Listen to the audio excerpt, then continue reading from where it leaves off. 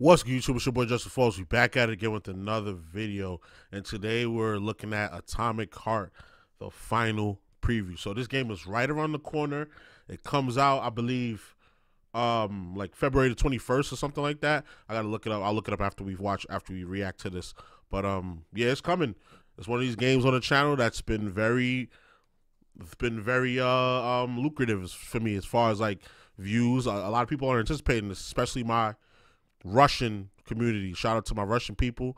Y'all have been very helpful with helping me understand this game and how it was made and the gameplay mechanics and things of that nature. I appreciate y'all. I know y'all gonna be under the comments on this one, so I'm just saying salute to y'all right now. So without further ado, let's get to the video. Off we go. The developer's Russian, by the way, Munfish. So just in case the rest of y'all are confused, that's like, why is he randomly shouting out Russians? Because my homies, we out there. We out here. This tunnel's messed up. It's gonna be a bumpy ride. After nearly 5 years since its stunning announcement trailer, we're now just 1 month away from the launch of Atomic Heart. Crazy, the isn't strictly it? single-player first-person shooter that thrusts you into an alternate history Soviet setting and tasks you with taking on an army of angry androids. The good news is that after going hands-on with the first couple of hours of a near-final build of the game, this Bolshevik Bioshock seems as though it could be well worth the wait. Its superpowered combat, fascinating story, and— Is that a curse? When you say Bolshevik, is that a curse? Let me know. spectacular setting all appear to be clicking seamlessly into place to form a cohesive whole, blinking into vibrant life like one of its many deadly assembly line creations.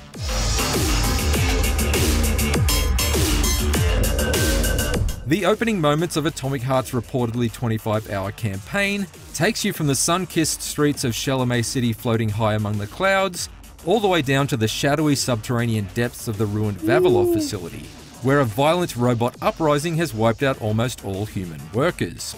Weapons and skills are doled out fairly slowly in this initial stretch, and with only a fireman's axe and limited shells for my shotgun, I found myself favouring stealth wherever possible. So it's just as well that the earliest upgrades you unlock are the abilities to track enemies through walls and shock the dandelion surveillance cameras in order to avoid alarm-raising detection. On the occasion that I did alert a guard to my presence, the stiff challenge presented by Atomic Heart's early enemy types came as a bit of a shock to my system. Or indeed, a system shock, if you prefer. These resilient Terminator types ignore cover in favour of making a beeline to deliver you a beatdown. And even if you manage to circle, strafe and dash in order to create some distance, they're still liable to open up their animatronic maws and blast hot laser death in your direction. I must admit to perishing a few times early on as I got to grips with the rhythms of the weighty melee combat system, but that struggle grew into a sense of satisfaction as I unlocked alternate attacks and gradually became more capable of turning these robot Ruskies into sparking shards of Soviet scrap. I like that charge move with the melee weapons. Like you could spin around with the X. That's a little, you could spin around with the axe. That's like a little AoE attack, and I'm pretty sure you could do it with that upgraded axe. Then I saw some other wicked looking melee weapon. Like yo, I cannot, yo guys, I cannot wait to play this game. I'm not even, y'all know, well, y'all don't know, but I'm letting y'all know, I'm not one of them YouTubers like, hey guys, what's going on? Like I don't fake my reactions, bro. Like every video I watch, I never watched it before, and like even if I did cover it before on the channel, anything new I see, like I get excited for. That's why I pick games that I'm excited for. So when I actually play it, my excitement is finally fulfilled. That's kind of the nature of my channel. I just, you know, I react to things, and then when the game comes out, I buy it, and we compare my initial reactions in the trailer, what we saw in the trailer, to what's actually in game. As I explored deeper into the darkened corners of Atomic Heart's first facility, I was pleasantly surprised by numerous examples of intelligent design. Rummaging through corpses and cabinets for ammo and crafting materials is a cumbersome yet necessary evil in most other first-person shooters. So being able to swiftly vacuum up a room's worth of items with a wave of your AI-enhanced glove, like you're sucking up gold coins from a level in Luigi's Mansion, is a welcome time saver. That's not to say you aren't still rewarded for taking your time to pore over every inch of your surroundings, surroundings, and I enjoy the occasional optional diversions, like pausing to watch Soviet spins on Looney Tunes cartoons, or to make prank calls in a public phone booth. Is your refrigerator running? Yeah, and it's coming to get you, kid. Oh, crap. Oh, they Of got course, if you're going to fill your game with mechanical... Usually the ending to that joke is, well, either you better go and get it, and click. That's funny. I like that. Maniacs, then you're going to need a soundtrack that's equally heavy with metal. And as a big Doom fan, I was delighted when composer Mick Gordon's signature detuned guitars and double kick drums surged through the speakers to accompany a boss fight against a hulking robot wrecking ball that pinballed around the arena like an over-caffeinated chain chomp. Gordon's ability to masterfully pair head-banging riffs with headshots like some sort of first-person shooter sommelier is not to be understated, and Atomic Heart's more intense action sequences are made all the more invigorating as a result of his involvement.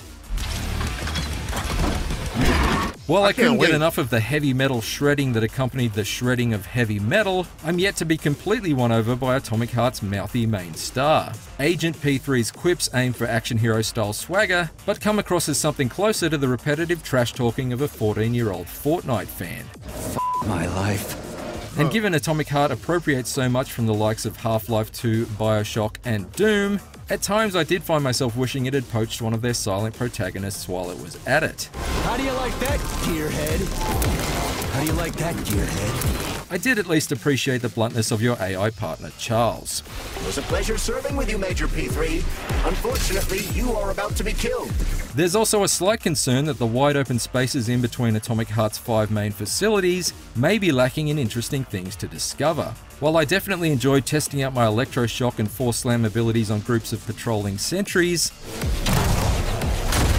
and then frantically scrambling to take down the repair bots before they could resurrect their tin can comrades, I couldn't help but notice that my surroundings were seemingly populated by the same handful of farmhouses and drivable vehicles in the short amount of time I spent exploring one corner of the overworld.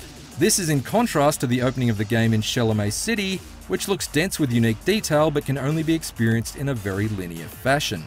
That said, even if the open world area does merely serve as a place to blast robotic hordes to bits in order to farm for spare parts to craft with, it seems like there will be enough creativity contained within Atomic Heart's main facilities to sustain the adventure. From underground labs with bodies of water suspended in air that you can swim through in order to quickly evade attackers, and various puzzle rooms to neatly take advantage of your growing suite of glove-based powers. What do I do now? Lug this shit to the boiler myself?